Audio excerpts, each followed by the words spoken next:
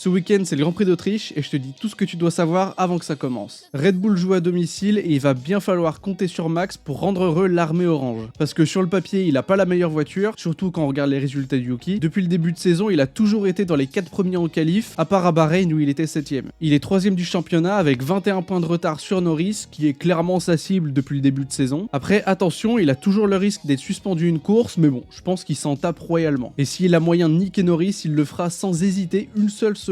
Alors on garde un œil sur Maxou. Ensuite, Piastri, il a 22 points d'avance sur Norris au championnat, après le beau flop de Lando au Canada. C'est quasiment une victoire d'avance pour Piastri, donc il va falloir se bouger pour Norris. Avant le dernier GP, j'avais dit que Norris semblait avoir retrouvé de la confiance par rapport au début de saison, bah apparemment pas trop. Entre son ingé qui lui donne des conseils en qualif et son crash ridicule en course, je suis pas visionnaire. Le dernier week-end c'était le plus mauvais de la saison pour McLaren, bon ça reste une P4 à l'arrivée, c'est pas non plus la fin du monde, et normalement il devrait retrouver les premières places ce week-end.